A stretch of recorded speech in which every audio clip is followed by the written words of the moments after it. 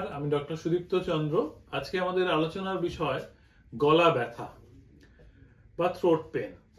গলা ব্যথা নিয়ে দেখুন, অনেকেই অনেক রকমের গলার ব্যথায় ভোগেন। অল্প কারো বেশি, নানা ধরনের গলা ব্যথা বা গলা ইরিটেশন নিয়ে অনেকেই ভোগেন। তার কারণগুলো কিন্তু অনেকেই মানে কিছুটা জানেন, কিছুটা জানেন না। গলা ব্যথা অনেক ধরনের হয়, তার মধ্যে যেটা অ্যাকিউট পেন গুলো আগে আমরা বলছি, মানে যেটাতে একটু আনবিয়ারেবল বা অসহ্য গলা ব্যথা। অ্যাকিউট পেনের মেন কজ হচ্ছে যে প্রথমেই হচ্ছে ইনফেকশন, মানে গলার ইনফেকশন, যাকে আমরা ডাক্তারি ভাষায় বলি ফ্যারিঞ্জাইটিস। ছোট বাচ্চাদের ক্ষেত্রে গলার দুপাশেও ইনফেকশন হয়, যে গলার দুপাশে টনসিল থাকে তার মধ্যে ইনফেকশন, তাকে বলে টনসিলাইটিস। তাহলে ফ্যারিঞ্জাইটিস এবং টনসিলাইটিস এগুলো কিন্তু অ্যাকিউট ইনফেকশন স্টেজে, এগুলো খুব একটা মারাত্মক পেন বা অনেক ক্ষেত্রে ভেতরে জ্বর ভাব, গলা ব্যথা, তার সঙ্গে কফ, কাশি সমস্ত কিছু তৈরি করে, খাবার খেতে অসুবিধা। তো অ্যাকিউট ইনফেকশন হলো এই দুরকম। এই দুরকম ছাড়াও দেখুন, টনসিলাইটিসেরও আবার ভ্যারাইটি আছে। টনসিলাইটিস আবার তাকে বলে, অনেক রকম ভ্যারাইটি আছে, যাকে বলে একরকম অ্যাকিউট প্যারেনকাইমাটাস টনসিলাইটিস, তার মধ্যে অ্যাকিউট মেমব্রেনাস এবং অ্যাকিউট ফলিকুলার টনসিলাইটিস। এই তিনটে আলাদা আলাদা ধরনের, যেটা তার মধ্যে দেখলে টনসিলটাকে দেখে আমরা তফাৎ করতে পারি। প্যারেনকাইমাটাস টনসিলাইটিস, টনসিলটা ফুলে লাল হয়ে থাকে। ফলিকুলার টনসিলাইটিস, এই টনসিলের মধ্যে সাদা সাদা সাদা সাদা স্পটস হয়। আর মেমব্রেনাস টনসিলাইটিস, টনসিলের গায়ে মানে দুধের স্বরের মতো ছোট ছোট ছোট ছোট ঘায়ের মতো দেখা দেয়। তো এইগুলো সমস্ত গলার ইনফেকশন। এটা হলো অ্যাকিউট ইনফেকশন। এটা কমন, আমরা ওষুধ ডাক্তারবাবু দেখালে অ্যাকিউট ইনফেকশনে অনেক সময় খাবার ওষুধে কমে যায়। কিছু কিছু অ্যাকিউট ইনফেকশনে কিন্তু আমাদের ইনজেকশন পর্যন্ত দিতে হয়, যেমন মেমব্রেনাস ইনফেকশন গুলো, মেমব্রেনাস টনসিলাইটিস বা মেমব্রেনাস ফ্যারিঞ্জাইটিস, এগুলো কিন্তু অনেক ক্ষেত্রেই ওষুধে, মানে খাবার ওষুধে সারে না, তখন ইনজেকশন দিতে লাগে। এছাড়া আসছে ক্রনিক ইনফেকশন, মানে গলাটা অল্প অল্প ব্যথা ব্যথা হয়, কমে যায়। এটা কিন্তু বেশি কমন, কিন্তু এগুলোতে আমরা খুব একটা গুরুত্ব দিই না। একটা প্যারাসিটামল খেয়ে নিলাম, চলে গেল। আমরা একটু গার্গল করে নিলাম, কমে গেল। তো আমরা একটা গরম জল খেয়ে নিলাম, হ্যাঁ। কিন্তু এইগুলো যদি হয়ে চলে গেল, আমাদের বারবার করে হচ্ছে না, তাহলে ওটা কোনো ভয়ের জিনিস না।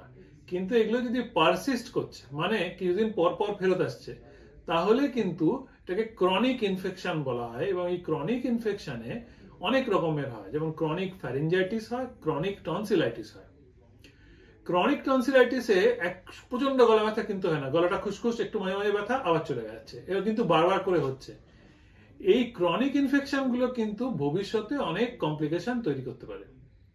ক্রনিক টনসিল থাকলে ব্লাডের মধ্যে টনসিলের যে মানে স্ট্রেপ্টোকক্কাস ব্যাকটেরিয়া ইনফেকশনের জন্য এক রকমের টক্সিন বা বিষ সার্কুলেটেড হয়, যাকে বলে এএসও টাইটার। এএসও টাইটারটা রক্ত পরীক্ষা করে আইডেন্টিফাই করা যায়, এবং সেইটা হয়তো গলা ব্যথা সেরকম কিছু নেই, কিন্তু সারা শরীরে ইনফেকশন তৈরি করতে পারে, including rheumatic heart disease and rheumatic joint problem. তো সুতরাং টনসিল ইনফেকশন থেকে হার্টের ইনফেকশন এবং জয়েন্টের ইনফেকশন, হার্টের প্রবলেম, জয়েন্টের প্রবলেম হতে পারে। অনেক ক্ষেত্রে ছোট বাচ্চাদের অনেক সময় কিডনিরও প্রবলেম হয়। তো এইটা হচ্ছে মানে টনসিলাইটিস। এবার ক্রনিক ফ্যারিঞ্জাইটিস, এই জিনিসটা খুব কমনলি টার্ম ইউজ হয়, আমাদের ইএনটিতে খুব কমনলি ব্যবহার করা হয়, কিন্তু কারণটা কি সেটা অনেকেই কিন্তু আইডেন্টিফাই করতে পারেন না, বারবার করে হচ্ছে, কমে যাচ্ছে। ক্রনিক ফ্যারিঞ্জাইটিস 2-3 রকমের কারণে হয়। একটা হচ্ছে যদি অন্য কোথাও ইনফেকশন থেকে, যেমন টনসিল থেকে গলা ইনফেকশন হলো, বা সাইনাসের অসুখ থেকে কফ নেমে এসে গলা ইনফেকশন হলো, বা আমাদের দাঁতের ইনফেকশন থেকে থ্রোট ইনফেকশন হলো, মানে সারাউন্ডিং অন্য সোর্স থেকে গলা ইনফেকশন হলে তাকে ক্রনিক ফ্যারিঞ্জাইটিস বলা হয়। বা আরো 2-3টে কারণে হতে পারে, যেটা অ্যালার্জিক ফ্যারিঞ্জাইটিস, মানে অনেকের আছে অ্যালার্জি জনিত প্রবলেম আছে, হাঁচি, সর্দি, নাক দিয়ে জল পড়া, কানে চুলকুনি, এগুলো হয়, তার সঙ্গে সঙ্গে গলা ব্যথা হয়, সেটাকে অ্যালার্জিক ফ্যারিঞ্জাইটিস বলে।